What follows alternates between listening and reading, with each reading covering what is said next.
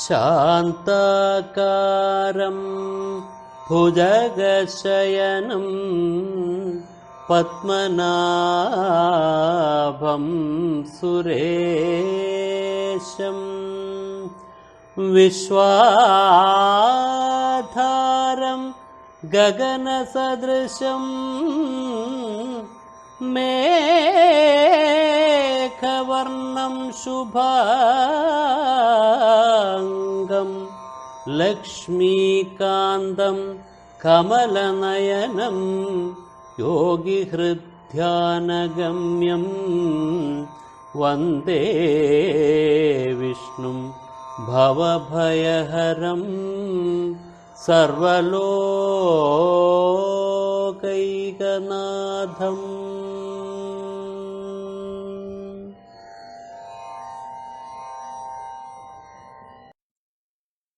ഈ വസ്തുസ്ഥിതിയെ നമുക്ക് മനസ്സിലാക്കി തരാൻ 7-ാം അധ്യായം മുതൽ തുടങ്ങാൻ അത് നമുക്ക് വിശ്വരൂപ ദർശനത്തിൽ കൊണ്ടുചെന്ന് അതിന്റെ നേരിട്ട് കാണാനുള്ളതായ അനുഭവത്തെ ഭഗവാൻ പകർന്നു തരുന്നു. എല്ലാം ആ പരമാത്മാവിൽ, അനാദി അനന്തമായ പരമാത്മാവിൽ, തുടക്കവും ഒടുക്കവും ആർക്കും അറിയാൻ കഴിയാത്തതായ പരമാത്മാവിൽ ഉണ്ടായി നിലനിൽക്കുന്നു. അതിന്റെ ആ സംവിധാനക്രമം അത് നേരിട്ട് കണ്ടാലില്ലേ നമുക്ക് ഉത്തമബോധ്യം വരുള്ളൂ. അത് യുക്തിയുടെ ഭാഷയിലൂടി പരോക്ഷമായി അറിഞ്ഞാൽ മാത്രമായില്ലല്ലോ, അതൊരു തുടക്കം മാത്രം. പ്രത്യക്ഷാനുഭവത്തിൽ എത്തിച്ചേരാൻ നമുക്ക് പരോക്ഷമായ അനുഭവം വേണം, ബൗദ്ധികമായ അനുഭവം വേണം. അത് മാത്രമാണ് നേരത്തെ കിട്ടിയത്. അത് നമുക്ക് കാണിച്ചു തരണം, അപ്പോഴേ പൂർണ്ണബോധ്യം വരുള്ളൂ. അതിനു വേണ്ടിയിട്ട് ഭഗവാൻ അർജുനന് തന്റെ വിശ്വരൂപം കാണിച്ചു കൊടുക്കുന്നു 11-ാമത്തെ അധ്യായത്തിൽ. ഈ ജഗത്തിൽ നമ്മൾ മനസ്സിലാക്കിയിട്ടുള്ളതെല്ലാം അതിൽ കാണപ്പെടുന്നു. അനാദി അനന്തമായി നിൽക്കുന്ന ഭഗവാൻ ഈ കണ്ണുകൾ കൊണ്ട് നമുക്കത് പ്രത്യക്ഷമല്ല.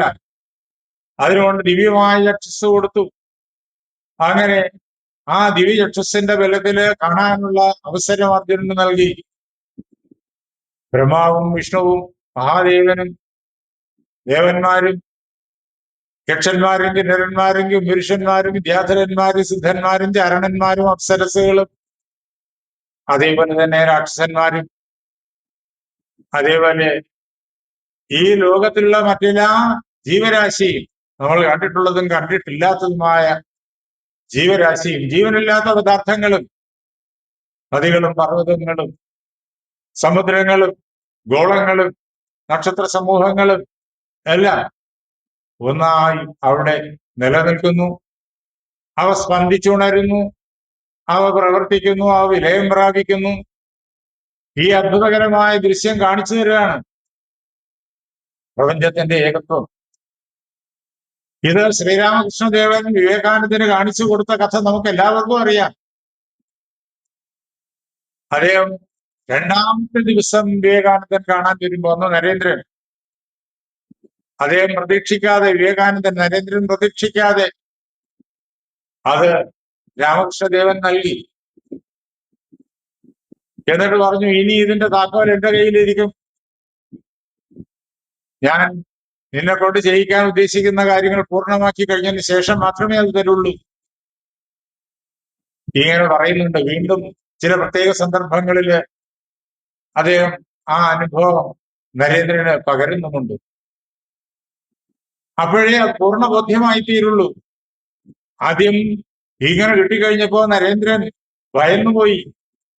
ആരെയും ഭയപ്പെടുത്തുന്നതാണത്, ആരെയും ഭയപ്പെടുത്തുന്നതാണത്. അർജുനൻ പോലും പറഞ്ഞു, അല്ലയോ കൃഷ്ണ, നീ ഈ രൂപം പിൻവലിക്ക്, എനിക്ക് നിന്നെ പഴയ പ്രകാരത്തില് കാണണം, ചതുർബാഹുവായി കാണണം, സൗമ്യ രൂപത്തില് കാണണം. അർജുനൻ പോലും ഭയമുണ്ടാക്കുന്നതായ രൂപം എല്ലാം ഒന്നായി നിൽക്കുന്നു. അത് കാണിച്ചു കൊടുത്തു വിശ്വരൂപം. എന്നിട്ട് ഭഗവാൻ തുടർന്ന് പറഞ്ഞു കൊടുക്കുകയാണ്, ഈ ലോകത്തിൽ എന്തെന്തൊക്കെയുണ്ടോ അതെല്ലാം എന്റെ വിഭൂതികളാണ്.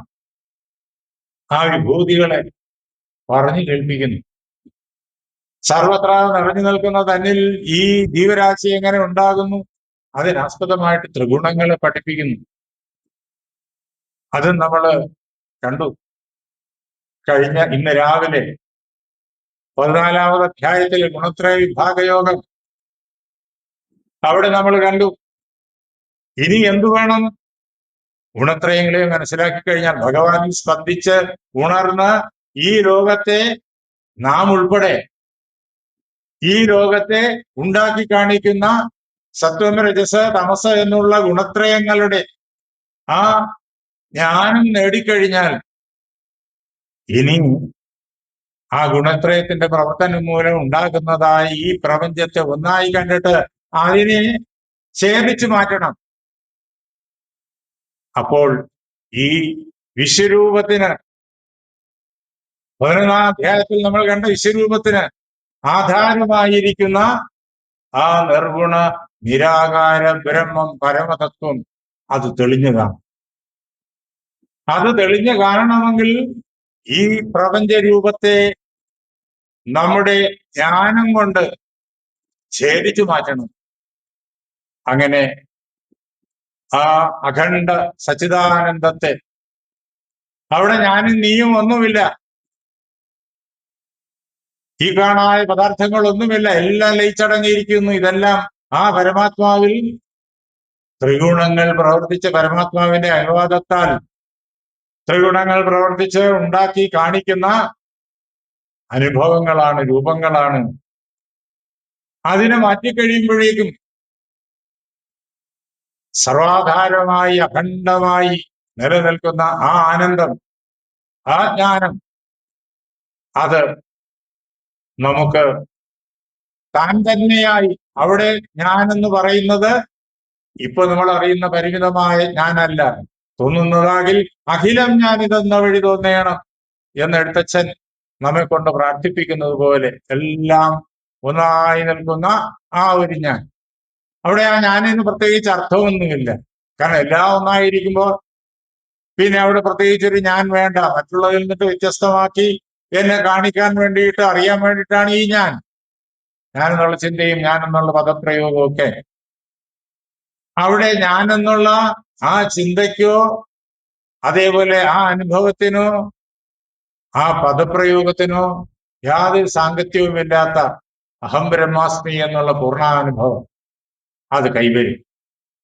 അതാണ് പുരുഷോത്തമ യോഗത്തിലൂടെ നമുക്ക് സിദ്ധമായി തീരുന്നത്.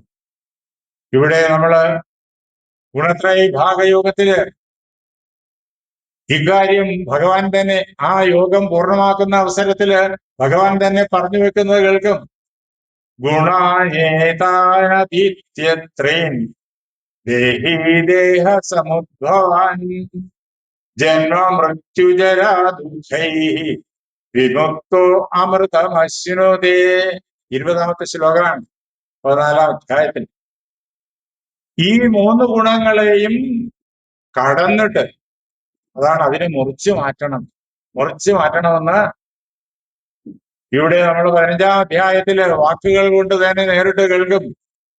അങ്ങനെ ഈ 3 ഗുണങ്ങളെയും, സത്വരജസ്തമസ്സുകളെയും പരിപൂർണമായിട്ടും അതീത്യ കടന്നിട്ട് ദേഹി എന്ത് ചെയ്യും?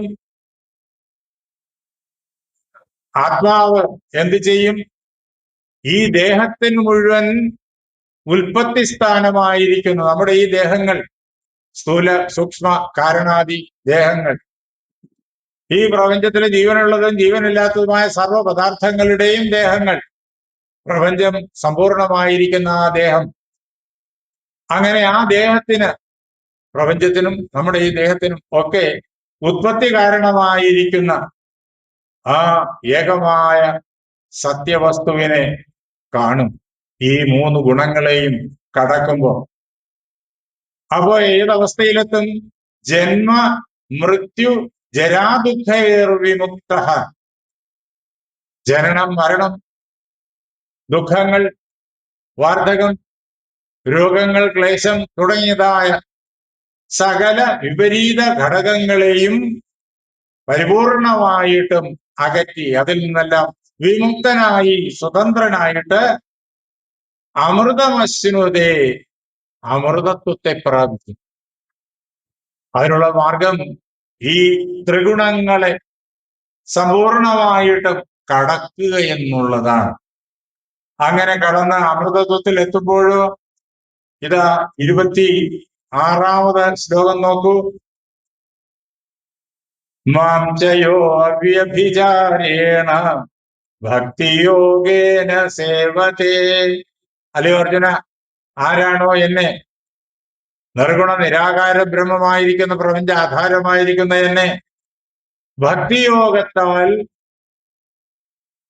യാതൊരു ചാഞ്ചല്യവും കൂടാതെ കണ്ട് അവ്യവിചാരമായിട്ട്, മനസ്സ് വേറെ ഒരിടത്തോട്ടും ഓടിപ്പോകരുത്, അങ്ങനെ മനസ്സിന് ഇളക്കം തട്ടാതെ കണ്ട് അഖണ്ഡമായിട്ട് ആരാണോ എന്നെ പരിപൂർണമായിട്ടും സേവിക്കുന്നത്, അങ്ങനെയുള്ളവൻ ആ ദൃഢമായ ഭക്തി കൊണ്ട് സഗുണാൻ സമതീത്യേതാൻ, ഈ ഗുണങ്ങളെ മുഴുവൻ സമതീത്യ കടന്നിട്ട് ബ്രഹ്മഭൂയായ കൽപ്പതേ, ബ്രഹ്മം തന്നെയായി തീരുന്നു. അഹം ബ്രഹ്മാസ്മി എന്നുള്ള പ്രത്യക്ഷമായിരിക്കുന്ന അനുഭവത്തിൽ എത്തിച്ചേരുന്നു. ആ അനുഭവത്തിൽ എത്തിക്കഴിഞ്ഞാൽ പിന്നെ അവിടെ അഹവുമില്ല, ബ്രഹ്മവുമില്ല, അസ്മിയുമില്ല. പിന്നെ ഉള്ളതായ ആ അനുഭവം, പ്രത്യക്ഷമായിരിക്കുന്ന ചൈതന്യഘനമായ അനുഭവം എന്താണ് എന്ന് നമുക്ക് പറഞ്ഞറിയിക്കാനും പറ്റില്ല. വാക്കുകൾക്ക് അതീതമാണ്, വാക്കുകൾക്ക് അപ്പുറത്താണ്. വാക്കുകൾ ഉണ്ടാകുന്നത് എങ്ങ് ഇങ്ങ് വളരെ അകലെ താഴെ. ഇത് ഏറ്റവും ഉയർന്ന തലത്തിൽ, ഏറ്റവും സൂക്ഷ്മമായ തലത്തിൽ. ആ സൂക്ഷ്മതലം ഇവിടെ നമ്മുടെ ഉള്ളിന്റെ ഉള്ളിൽ, നമ്മുടെ ഉള്ളിന്റെ ഉള്ളിലാണ് ആ സൂക്ഷ്മമായ തലം. നമ്മുടെ ഉള്ളിന്റെ ഉള്ളിലാണ് ആ ഉയരെ എന്ന് പറഞ്ഞതായ തലം. നമ്മുടെ ഉള്ളിന്റെ ഉള്ളിൽ, നമ്മുടെ ഓരോരുത്തരുടെയും ഉള്ളിന്റെ ഉള്ളിൽ അവിടെയാണ് അത് കുടികൊള്ളുന്നത്. അവിടെ നിന്നിട്ട് ആണ് പിന്നെ ഈ കാരണശരീരവും സൂക്ഷ്മ ശരീരവും സ്ഥൂല ശരീരവും ഒക്കെ സ്പന്ദിച്ചുണ്ടായി വരുന്നത്. മനസ്സ് ഉണ്ടാകുന്നത് സൂക്ഷ്മ ശരീരത്തിലാണ്. എത്രയോ പടവുകൾ ഇപ്പുറം പരമാത്മാവിൽ നിന്ന്. അതുകൊണ്ട് മനസ്സുകൊണ്ട് ആ പരമാത്മാവിനെ സങ്കല്പിക്കാൻ പറ്റില്ല. അവിടെ എത്തുമ്പേ ലയിച്ചു പോകും. അവിടെ മനസ്സില്ല. മനസ്സുള്ളപ്പോഴാണ് ഞാനെന്ന് നീ എന്നും ഒക്കെ ഉള്ളതായ വിചാരങ്ങൾ, ഈ പ്രപഞ്ചത്തെ കുറിച്ചുള്ളതായ വിചാരങ്ങൾ, സന്തോഷത്തെയും ദുഃഖത്തെയും കുറിച്ചുള്ളതായ വിചാരങ്ങൾ, ലാഭത്തെയും നഷ്ടത്തെയും കുറിച്ചുള്ളതായ വിചാരങ്ങൾ, അങ്ങോട്ട് അതിനുള്ളിലേക്ക് ചെല്ലുമ്പോഴേക്കും മനസ്സിലയിച്ചു പോകും. പിന്നെ അതിന്റെ സൂക്ഷ്മതലങ്ങളും ബുദ്ധിയും ചിത്തവും എല്ലാം ലയിക്കും. അതുകൊണ്ട് അവിടെ പറയാൻ അഹം ബ്രഹ്മാസ്മി എന്നൊക്കെ പറയാൻ വാക്കില്ല. അതൊക്കെ ഇപ്പുറത്തേ ഉള്ളൂ, മനസ്സിന്റെ മണ്ഡലം തൊട്ടേ ഉള്ളൂ. അവിടെ അഹമുണ്ട്, ബ്രഹ്മമുണ്ട്. പിന്നെ അസ്മി എന്നുള്ള ക്രിയാപ്രയോഗത്തിനും സാധുതയുണ്ട്. അതൊക്കെ ഉണ്ട്. പറയാനൊരാൾ വേണം, കേൾക്കാനൊരാൾ വേണം, പറയാനുള്ള ഉപകരണം വേണം, മാധ്യമമായിട്ടുള്ള ഭാഷ വേണം. ഇതൊക്കെ മനസ്സിന്റെ തലം തൊട്ട് ഇങ്ങോട്ടേ ഉള്ളൂ.